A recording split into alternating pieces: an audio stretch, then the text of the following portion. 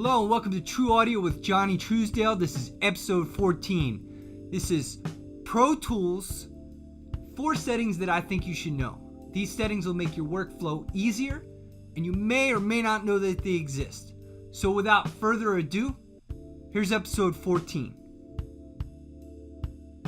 Alright, here we are in Pro Tools. So the first thing I'm going to show you is a simple setting. Well, the first two things is simple settings that you can change real quick. So the default setting on Pro Tools, if you open up a plugin, you get a list of the types of plugins that you have here.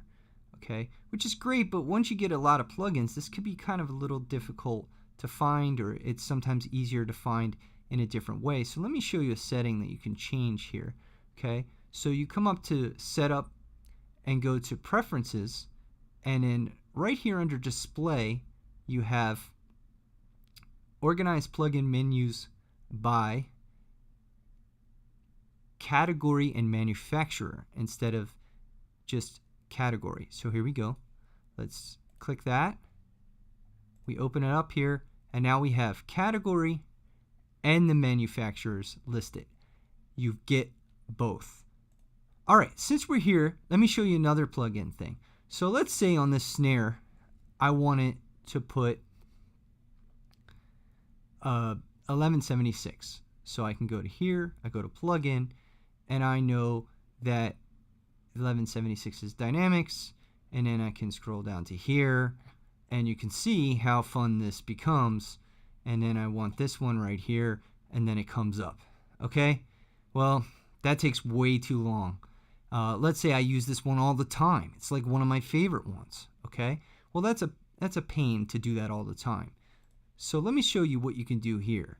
You can hold down the Command key, do the same thing, go find it. Okay, now that I know where it is, it's a little faster, but you could forget. Now you're like, well, wait a minute, that didn't come up. Well, what it did by holding down the Command key is it stored it as one of my favorites right here. Okay? Now, just something to note. If you want to reverse it, hold down the Command key and it will go away from your favorites menu.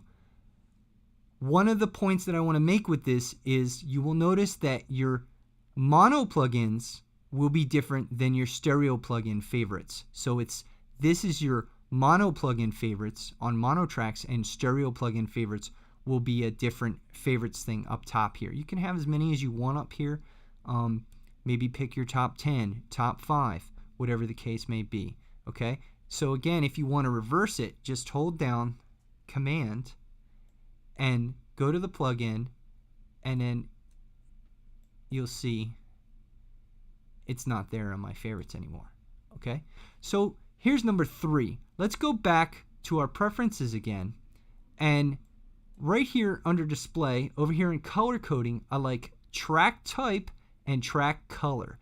If I have track type and track color selected, anytime I change the color on this will change as well. So let me show you what I'm talking about here.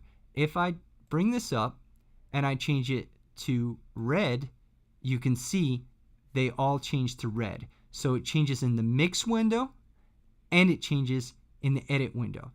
That's another really great one to have.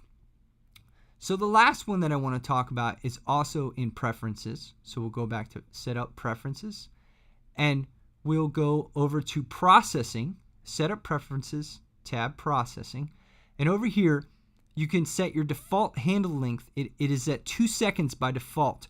If you set it to 0, it'll be 0 when you bring it up. Now, why should you do this? Well, if you select something, right? So I've selected this part. I know it's a drum group and it's selected more than one. Let's just take that off and then we'll just select one. It doesn't matter. And I go up to Audio Suite and I use some sort of reverb or delay or modulation, time-based effects, or something like Verify. Okay? Verify is like a tape slowdown emulation effect.